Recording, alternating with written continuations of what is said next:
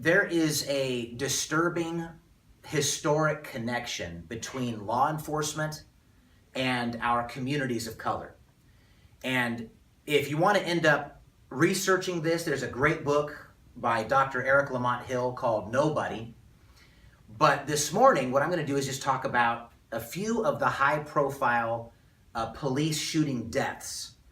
And then, toward the end, on a more positive note, what I'm going to do is talk about something good that's happening in response. I'm going to start with Eric Garner. Eric Garner was a horticulturist. He worked for the New York City Parks Department planting trees. But because he had asthma, sleep apnea, diabetes, he wasn't able to hold down a regular job. So what he did as a father of 6 was he supplemented his income by selling loose cigarettes. And that put him in contact with the police.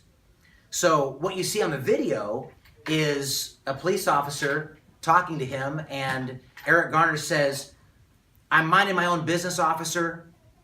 Leave me alone. Every time you see me, you want to arrest me. I'm sick of it." Well, he pulls his wrist away from the officer, and what you see on the video is the officer puts him in a chokehold, throws his body to the ground, and pins his head to the concrete sidewalk. Now, what you see next in the video is one of the worst things I've ever seen on a video, where Eric Garner basically is begging for his life. He says, "I can't breathe. I can't breathe." Oh, I know. 11 times in a row, he says, "I can't breathe," before he dies. Now, I remember a minister asking the question, even if police procedure doesn't kick in, when does your sense of humanity kick in? And so and by the way, if you think I'm maybe not telling you the whole story, misrepresenting it somehow, keep in mind that the New York City paid Eric Garner's family $5.9 million, effectively accepting responsibility for Eric Garner's death. Now, in Los Angeles, from 1975 to 1983, there have been 16 deaths from chokehold by the police. 12 of those 16 were to African American deaths. Now, in North Charleston, Officer Michael Slager pulls over black motorist Walter Scott for having a broken taillight. The video shows Walter Scott running from the officer. When Walter Scott gets 18 feet away, Officer Slager opens fire, discharging his weapon 8 times, killing Walter Scott. Now, if you think, well, Chris, that's not a racial issue, that's just a bad cop. Except that in North Charleston, 76% of traffic stops where no crime is committed involve African Americans. In fact, if you watch that video, after Walter Scott is shot, Officer Slager handcuffs him, and not once does he try to resuscitate Mr. Scott. Not one time. Now, also in a city by the name of Baltimore, Maryland, a 25-year-old black man by the name of Freddie Gray is arrested, presumably for carrying a switchblade. Now, here's the interesting thing. In Baltimore, it's not illegal to carry a switchblade. Now, when he gets into the police van, remember 2 things. The first is he's alive when he enters the van. The second thing is that his spine, and keep in mind, he died from injuries to his spine caused by those arresting officers. But when he enters the van, the second thing is he didn't have the switchblade. So he doesn't have a weapon, and now he's dead. Now again, you might think, well, Chris, I'm not sure you're being really fair with the facts. I mean, anything could have happened inside that police van, except that when the city of Baltimore investigated the whole thing, again, the city paid Freddie Gray's family over $6 million, once again accepting responsibility for his death at the hands of the police. Now, in a city by the name of Sanford, Florida, a 17-year-old teenager by the name of Trayvon Martin. You might recognize the name. He was watching the NBA All-Star game with his family. During halftime, he wants to buy a snack. So he goes to the corner 7-Eleven. He buys a bag of Skittles and a can of Arizona iced tea. While he's walking on his way back home, someone by the name of George Zimmerman calls 911 and reports Trayvon Martin looking, quote, real suspicious and, quote, up to no good. So dispatch says, are you following him? And Zimmerman says, yeah. Dispatch says, okay, we don't need you to do that. Zimmerman does it anyway.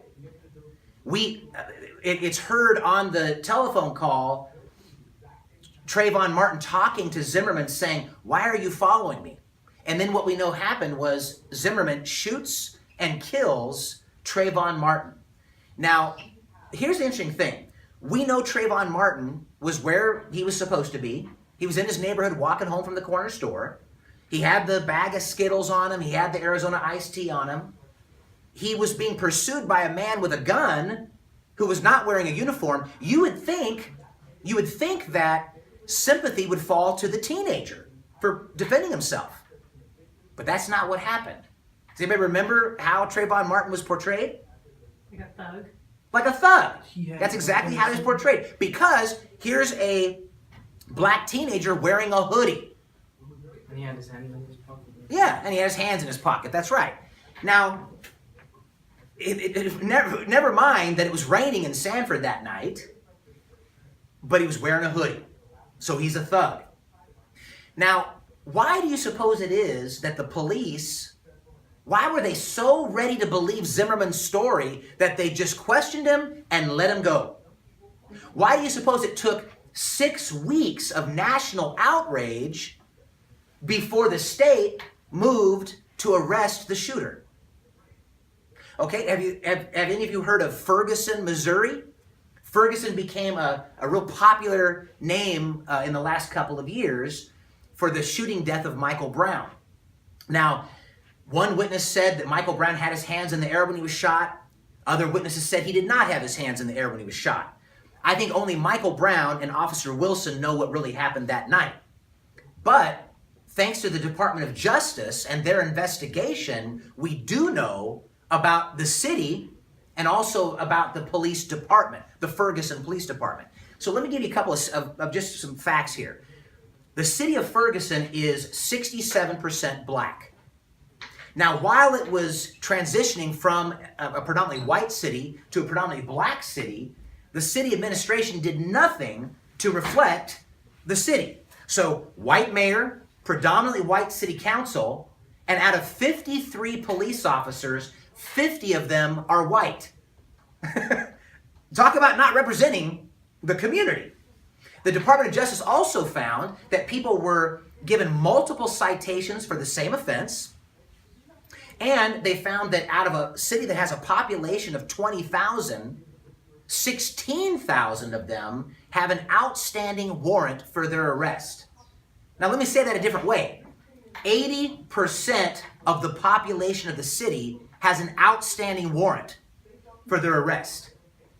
If that's not crazy enough, the warrants were issued for unpaid fines and for missing a court date relating to a traffic incident. Now, if that doesn't already give you great concern, the Department of Justice also found that racist stereotypes were being sent through email routinely within the Ferguson Police Department. So even though we don't know if Officer Wilson's telling the truth about what happened that night before he killed Michael Brown, we do know about the character of the Ferguson Police Department that produced Officer Wilson. Now, after the death of Michael Brown in 2014, we witnessed the birth of a 21st century resistance movement called Black Lives Matter. I'm sure you've heard of it. Now, this organization has forced the issue of the value of black life into the national conversation. Now, detractors will tell you that, well, more black people are killed by other blacks than by the police. And that's true. But in fact, 94% of blacks are killed by other blacks. But what they won't tell you is that 86% of whites are killed by other whites. In other words, people kill where they live. I'm so grateful to Dr. Michael Eric Dyson for reminding us that if you want integrated killing, you've got to start working on integrated communities. Now, because of Black Lives Matter, we're seeing important issues brought to the fore, brought into the national conversation. Police body cameras, police stop and frisk procedures, community review boards. In fact, presidential candidates being forced to talk about these issues. And for people that are really interested in the issue of justice, I'm reminded of the prophet Amos when he talks about justice rolling down like waters, righteousness like a mighty stream. For those of us that hunger for justice in our communities, this is a time of great hope. In fact, 6 months ago, we saw for the first time